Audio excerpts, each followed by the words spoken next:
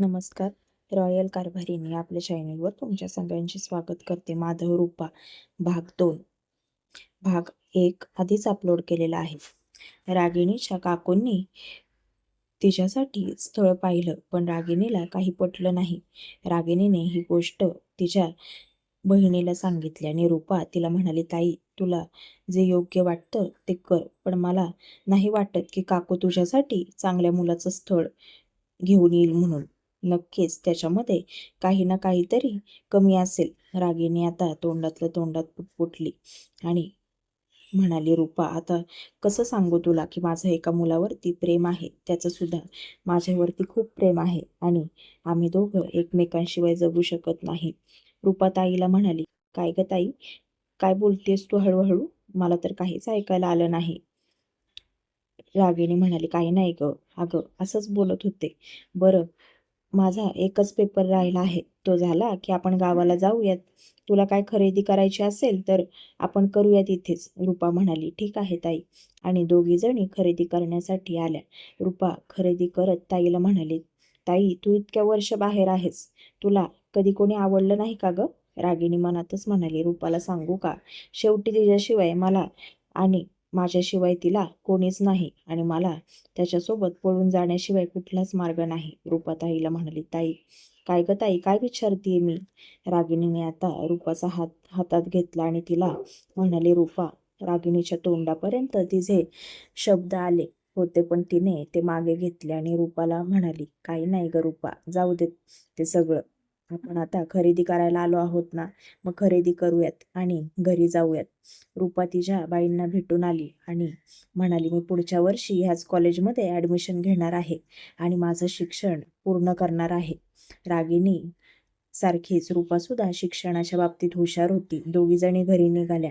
रूपा ताईच्या हातात हात घालून ताईला अगदी विलगून बसली होती. दोघीजणी आता पहिल्यासारख्या राहत नव्हत्या, अगदी व्यवस्थित राहत होत्या. रागिणी जॉब करत होती. त्या पैशातच ती त्या दोघींना ज्या ज्या काही गोष्टी लागतात त्या सगळ्या भागवत होती.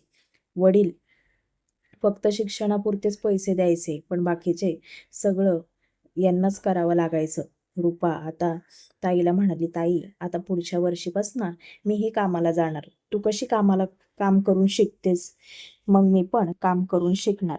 मला तुला जास्त त्रास द्यायचा नाही. रागिणी रूपाला म्हणाली, रूपा, तुझा मला कधीच त्रास नाही आणि मला जमेल तेवढी मी तुझ्यावर आईची माया केली, कारण की मला थोडी का होईना आई माहिती आहे. पण रूपा, तुला आपली आई आठवत पण नसेल ना ग?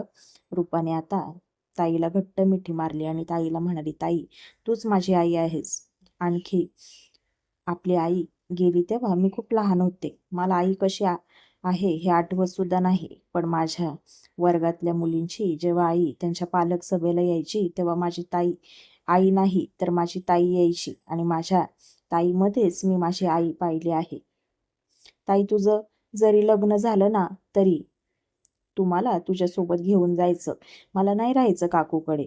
तुझ्याशिवाय 2 वर्ष काढली कशी तरी तिथे. तुझ्याशिवाय पण आता तुझ्यापासून लांब नाही जायचं मला. आणि ताई, आपल्या दोघींना सासर पण जवळजवळच भेटायला पाहिजे असं मला वाटतं. रागिणी तिला म्हणाली, रूपा, मी कुठेही असू दे, पण तुझी जिथून पण मला आवाज देशील ना, तिथून तुझी ताई लगेच तुझ्यासाठी धावत येईल, एवढं मात्र नक्की. आता दोघी बहिणींच्या अशाच छान गप्पा चालल्या होत्या आणि दोघी पण त्यांच्या काका काकूच्या घरी आल्या. आल्या आल्या काकू जेवायलाच बसली होती आणि त्या दोघींना पाहिलं तसं या काकूचं तोंड काळं झालं आणि दोघी जणी आतमध्ये आल्या. काकूला प्रेमाने हाक मारली, पण काकूचं तोंड वाकडच. काका पण शेतातनं आला आणि काकूला म्हणाला, काय ग पोरींनो, कशा आहात? आणि काकूला म्हणाला, अगं त्यांना पाणी वगैरे दिलंस का? काकू जेवतानाच पाणी पित होती आणि तांब्या जोरात आपटला आणि म्हणाली, ह्या काय महाराण्या आहेत का, यांना मी आयतं पाणी द्यायला? रागिणीने आता नकारार्थी मान हलवली आणि मनातच म्हणाली, ही बाई कधीच सुधारणार नाही, एक नंबरची स्वार्थी आणि अप्पलपोटी आहे. रागिणी काकाला म्हणाली, काका, कसा आहेस तू? आणि राहू देत, आम्ही पाणी घेतो. आम्ही काय पाहुणे आहोत का? घरच्याच आहोत की. काकूला जेवू देत आरामात. रागिणी रूपाला म्हणाली, रूपा, काकूसाठी आपण खरेदी केली आहे ना, ती काकूला नंतर दे बरं का, जेवण झाल्यानंतर. तशी काकू आता गोड गोड बोलायला लागली. अरे, कशा आहात तुम्ही? आणि किती सुकल्यात बाहेर हॉस्टेलमध्ये चांगलं जेवण नसतं, तिथलं मेसचं जेवण चांगलं असतं का गं रागिनी? रागिनी म्हणाली, काकू चांगलं असतं. शेवटी ज्याला कोण नसतं त्यालाच अन्नाची खूप किंमत असते आणि आम्हाला दोघींना अन्नाला नावं ठेवायला नाही आवडत. इथे होतो तरी आम्ही शिळं अन्न खातच होतो की. पण आम्हाला त्याचं काही नाही, आमचं दोन्ही टायमाचं पोट भरत होतं. काकू मनातच म्हणाली, मला शहाणपणा शिकवायला लागली. बरं रागिनी, मी काय म्हणते, तू आता आली आहेस, दोघींना जेवायला वाढते. रूपा रागिनी जेवायला बसणार इतक्यात काकू म्हणाली, अरे देवा, चपाती शिल्लक नाही, भाजी पण नाही. आणि लगेच कमरेला हात लावला आणि म्हणाली, बापरे, सकाळपासून रागीने तुला सांगते वाकून वाकून कंबरलं गेलं अगदी. बाई, इतकं दुखत आहे ना की काय विचारूच नकोस. एक काम करतेस का, तूच काहीतरी बनवतेस का तुमच्या दोघींसाठी? रागिनी काकूला म्हणाली, बनवतो आम्ही काकू, दोघी जणी काहीतरी.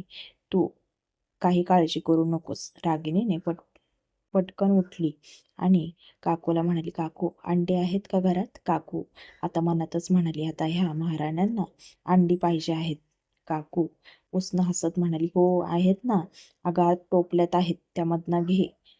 रागिनी ने टोपलं उघडून पाहिलं तर त्यात भरपूर अंडी होती आणि काकू बाहेरनच आवाज देत म्हणाली, दोनच अंडी घे बरं का त्यातली, मला विकायची आहेत बाकीची. आता 2 अंड्याचे पैसे कमी पडायचे मला. इतकी हलकटबाई कुठेच पाहिली नाही. रागिणीच्या डोळ्यात आता टचकन पाणी आलं आणि मनातच म्हणाली, जर माझी आई ह्या ठिकाणी असती तर आमच्या दोघींना प्रेमाने जवळ घेतलं असतं, लाडाने आमच्या तोंडावरून हात फिरवला असता, आम्हाला काय हवं नको ते लगेच करून दिलं असतं. खरंच आई, तू का आम्हाला लगेच एवढ्या लवकर सोडून गेलीस गं? आम्ही किती नाही म्हटलं तरी आम्हाला तुझी खूप आठवण येते. रागिणीने आता डोळे पुसले. रोजचं मडं त्याला कोण रडं. आणि आता दोघींसाठी अंड्याची चटणी केली आणि चपात्या लाटल्या आणि दोघी जणी जेवायला बसल्या. रागिणी एक घास तोंडात टाकणार इतक्यात काकू परत लग्नाचाच विषय काढला आणि तिला म्हणाली, रागिनी, अगं बाळा, तुला मी म्हटलं ना फोनवर, तुझ्यासाठी छान स्थळ आहे. तुझा फोटो त्यांना दाखवलं तर तो मुलगा वेडा झाला बरं का तुझ्यासाठी. म्हटला, हीच बायको होणार माझी, मला तिच्याशीच लग्न करायचं आहे, असं म्हणत होता माझ्यासमोर. रागिणीला आता थोडंसं विचित्रच वाटलं. कुठला मुलगा असं म्हणेल? हां, म्हणू शकतात. पण काकू जशी हातवारे करत सांगत होती म्हणून रागिणीला थोडं विचित्रच वाटत होतं आणि दोघी बहिणींनी एकमेकांच्या चेहऱ्याकडे पाहिलं. रागिणी काकूला स्पष्टच बोलली, काकू, मुलाकडच्यांना आपल्या घरी बोलव. मी आले आहे ना, आता मी मुलगा पाहून घेईल आणि बाबांना पण सांग. आणि मला जर मान्य असेल तरच हे लग्न होईल, हे मी तुला आत्ताच सांगते. काकू रागिणीला म्हणाली, अगं बाई, तुझ्यासाठी काय आम्ही वाईट आणणार आहोत का? तुझ्या भल्याचंच आहे सगळं. काकू आता रागिणीजवळ येऊन बसली आणि तिच्या डोक्यावर ना हात फिरवत म्हणाली, रागिणी, मी काय तुझं वाईट करणार नाही. रागिणी मनातच म्हणाली, हिची माया काय एवढी आज उतू जात आहे तेच कळत नाही. काकूने लगेच त्या लोकांना फोन लावला आणि फोनवरती त्या लोकांना म्हणाली, अहो, आमच्या मुलीला मुलगा बघायचा आहे. तिकडून ते लोक म्हणाले, अहो पण तुमची मुलगी सुशिक्षित आहे, ती करेल ना नक्की आमच्या मुलाशी लग्न? नालायक काकू म्हणाली, का नाही करणार, नक्की करेल. कोणी विचारत नाही त्यांना. तुमच्या घरात आली तर तिला सुद्धा आधार मिळेल, नाहीतर आमच्या घरीच पडलेले आहेत, फुकटचं खातात आमचं. आणि हे लग्न मी ठरवलं तर मला किती पैसे देणार आहेत ते माहिती आहे ना तुम्हाला? का मी परत आठवण करून देऊ? तिकडून मुलाचे वडील म्हणाले, आम्हाला माहीत आहे, आमचा एकुलता एक मुलगा आहे आणि तोही असा. आम्ही दोघं नवरा बायको, आमच्या नंतर आमच्या मुलाला आमच्या आधार आणि आमच्या संपत्तीला वारस दोन्ही तुम्ही मिळवून देत आहात. त्याच्यामुळे तुमची रक्कम तुमच्या घरापर्यंत पोहोचेल. पण लग्न झाल्यानंतर एखादी अडाणी मुलगी सुद्धा आम्हाला चालली असती. पण तुम्ही म्हणत आहात तुमची मुलगी शिकलेली आहे आणि ती मुलगा पाहायला तयार आहे, हे पण म्हणत आहात. तुम्ही तिच्या कानावर सगळं घातलं आहे ना? काकू म्हणाली, हो हो, तुम्ही काही काळजी करू नका, फक्त मुलाला घेऊन या. आणि फोन ठेवला. आता काकूच्या मनात तर खूप गुदगुल्या होत होत होत्या. रागिणीचं वाईट होणार होतं. राहिली गोष्ट रूपाची, तिला नंतर पाहून घेऊ. काकूनी लग्न ठरलं की लगेच त्या लोकांकडून 10 लाख रुपये रक्कम मागितली होती आणि जर हे लग्न झालं तर काकूला 2 लाख वर अजून भेटणार होते. काकूचा आनंद आता गगनातच मावेना झाला. रूपा ताईच्या कानात हळूच म्हणाली, काय ग ताई, त्या मुलाकडच्यांना निरोप देण्यासाठी काकू बाहेर जाऊन का बोलायला लागली? आपल्यासमोर पण देता आला असता की तिला निरोप. तेवढ्यात काकू आत आली आणि तिला रूपाचं बोलणं काकूच्या कानावर पडलं आणि काकू तरा पुढे आली आणि तिला म्हणाली, काय ग सटवे, बहिणीचे कान भरतीच होय, अवदसा कुठली. झाल्या त्या जन्मदात्या आईला गिळून बसली आणि बहिणीचं चांगलं होत आहे ते तुला पाहवत नाही काय? डोळे फुटले तुझे. नको नको ते त्या बिचाऱ्या रूपाला बोलायला लागली आणि रूपाच्या डोळ्यात ना पाणी आलं. आधी ती बोलायची तेव्हा काही नाही वाटायचं, पण आता रूपाला सुद्धा समजत होतं आणि रूपा पण भरल्या ताटावर रडायला लागली. रागिणीने रूपाचा हात धरला आणि बहिणीच्या डोळ्यातलं पाणी रागिणीला पाहवलं नाही. रागिणीने रूपाला डोळ्यांनी शांत केलं आणि तिला म्हणाली, शांत राहा, भरल्या ताटावर रडायचं नसतं, जेवून घे. आता काकू लाडीगोडी लावत रागिणीला म्हणाली, रागिणी बाळा, अगं उद्या ती लोक येणार आहेत बरं का, तुला पाहायला. मस्त साडी नेस, आवरून तयार राहा. तुझ्याकडे साडी आहे का? का मी एखादी छानशी पैठणी माझी तुला नेसायला देऊ? रागिणी म्हणाली, नको काकू, मी जशी आहे तशीच त्यांना मला पाहू द्या. माझ्याकडे ड्रेस आहेत चांगले, त्यातला ड्रेस मी घालेल.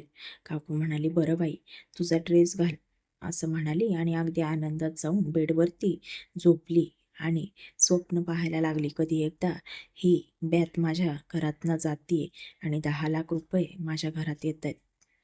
पुढील भाग पाहण्यासाठी चॅनलशी कनेक्टेड राहा.